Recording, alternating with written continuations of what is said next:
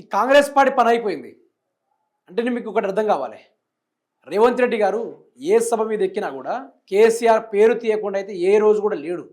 ప్రతి క్షణం కేసీఆర్ యొక్క చావును కోరుకుంటూ నాకొక్క ఉరితాడు ఇవ్వండి కేసీఆర్ గారిని కాళేశ్వరం మీద ఉరిదీస్తా అని చెప్పి చాలాసార్లు తెలంగాణ రాష్ట్ర సాధకుడు అని చూడకుండా, తెలంగాణను విభజన చేసిన నాయకుడు అని చూడకుండా కేసీఆర్ గారిని నానా రకాలుగా మాట్లాడిన విషయాన్ని మనం చూసిందే.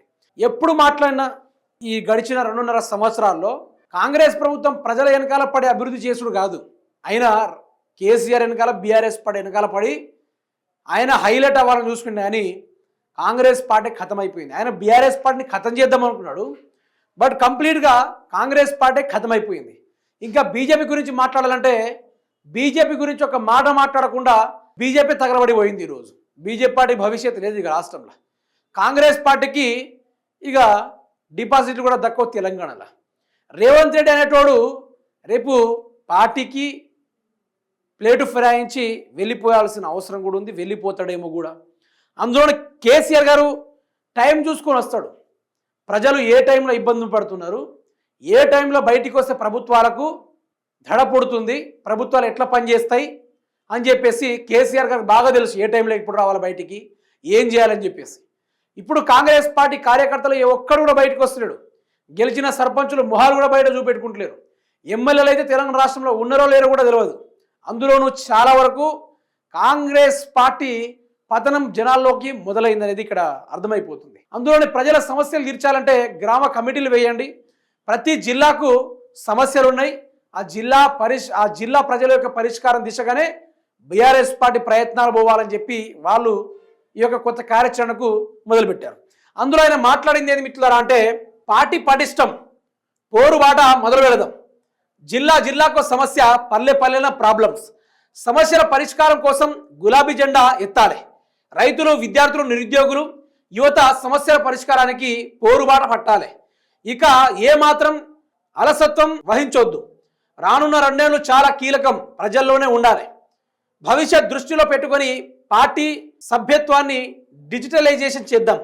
ప్రతి నియోజకవర్గానికి రాష్ట్ర కమిటీ నుంచి 2 లేక 3 రోజుల్లోనే సభ్యత్వ సమన్వయ కమిటీలను పూర్తి చేద్దాం. బీఆర్ఎస్ పార్టీ అధినేత కేసీఆర్ గారు ఆదేశాలు ఇచ్చారు. మీరు ఇక్కడ ఒకటి గమనించండి, కాంగ్రెస్ పార్టీ బీజేపీ పార్టీ కొన్ని వ్యత్యాసాలు ఉన్నాయి. ఇక్కడ కేసీఆర్ గారు ఏమన్నారంటే, పార్టీ పటిష్టం, పోరుబాట మొదలు పెడతాం. ఇప్పుడు ఏ పార్టీ అయినా ఓడిపోగానే రెస్ట్ తీసుకుంటారు, ఓడిపోగానే లాస్ట్ ఎన్నికల టైంలో బయటకు వద్దామని చెప్పేసి చాలామంది మాట్లాడతారు. కానీ బీఆర్ఎస్ పార్టీ ఓడిపోయిన నెక్స్ట్ రోజు నుంచే ప్రజల్లో తిరగడం మొదలుపెట్టింది. ప్రజల సమస్య వైపున గొంతు ఇప్పడం మొదలుపెట్టింది. ఎన్ని కేసులు పెట్టినా, ఎన్ని దాడులు చేసినా, ఎన్ని పోలీసులతోటి ఏది చేసినా కూడా బెదరకుండా అధికార పక్షాన్ని జ్వరాలు పుట్టించుకుంటూ, చెమటలు పట్టించుకుంటూ ఈరోజు ఈ బీఆర్ఎస్ పార్టీ యొక్క పోరుబాటను మనం చూసాం. అయితే ఇప్పుడు కేసీఆర్ గారు వినూత్నమైన ప్రచారం, ఎట్లా జిల్లాకు సమస్య, పల్లెన ప్రాబ్లమ్స్, దాన్ని ఎట్లా క్లియర్ చేయాలి, సమస్యల పరిష్కారం కోసం గులాబీ జెండా ఎత్తాలి. అంటే ఏ నాయకులైనా సరే ఇప్పుడు ప్రజలు తిరగాలి. ప్రతి ఒక్క ఎమ్మెల్యేలు ఇన్ని రోజులుగా సోషల్ మీడియాలో యాక్టివేట్గా ఉండు కాదు, సోషల్ మీడియాలో యాక్టివేట్గా ఉంటుకుంటేనే ఈరోజు ప్రజల యొక్క సమస్యలు తీరాలి. ప్రతి గ్రామాన నాయకులు అంటే వెళ్ళాలి, అలాంటి వాళ్ళకి మాత్రమే నేను బీఫామ్లు ఇచ్చే కార్యక్రమం చేస్తానని ఆయన మాట్లాడాడు. రైతులు, విద్యార్థులు, నిరుద్యోగులు, యువత సమస్యలపై పరిష్కారానికి పోరుబాట పట్టాలి అని చెప్పేసి కేసీఆర్ మాట్లాడిండు. అయితే ఇంకోటి ఏమన్నాడు, ఇక ఏమాత్రం ఆలస్యత్వం వహించొద్దు, రాను 2 ఏళ్ళు చాలా కీలకం, ప్రజల్లోనే ఉండాలి. భవిష్యత్తులో దృష్టిలో పెట్టుకొని పార్టీ సభ్యతను డిజిటలైజేషన్ చేద్దాం. ప్రతి నియోజకవర్గానికి రాష్ట్ర కమిటీల నుంచి సమన్వయకర్తలను నియమిద్దాం. ఇక్కడ ప్రధానంగా చెప్పింది ఏంటంటే, యువతను కూడా రాజకీయాల్లోకి తీసుకురావాలి, వాళ్ళకు కూడా భవిష్యత్తును చూపెట్టాలని మాట్లాడారు. ఇప్పుడు ఇక్కడ నేను వ్యత్యాసాలు దేనికి అని చెప్పాను తెలుసా? ఇప్పుడు బీజేపీ ఉందనుకోండి, యువతలను ఏ విధంగా ట్రీట్ చేస్తుంది, యువతలారా మీరు తాగడానికి, తినడానికి తప్ప దేనికి పనికిరానని చెప్పి యువతని బానిసలుగా చేసింది బీజేపీ పార్టీ. ఈరోజు యువ వికాసం అనేది లేకుండా పోయింది. భారత వికాసం ఎందుకు కానీ భారత్ అంతా అగోచరంలో పడిపోయింది. జై శ్రీరామ్ నినాదాలతోటి యువతను రెచ్చగొట్టే ప్రయత్నం చేస్తుంది బీజేపీ పార్టీ. ఈరోజు ఒక ఉపాధి ఇచ్చే కార్యక్రమం దిశగా బీజేపీ పార్టీ పనిచేయలేదు.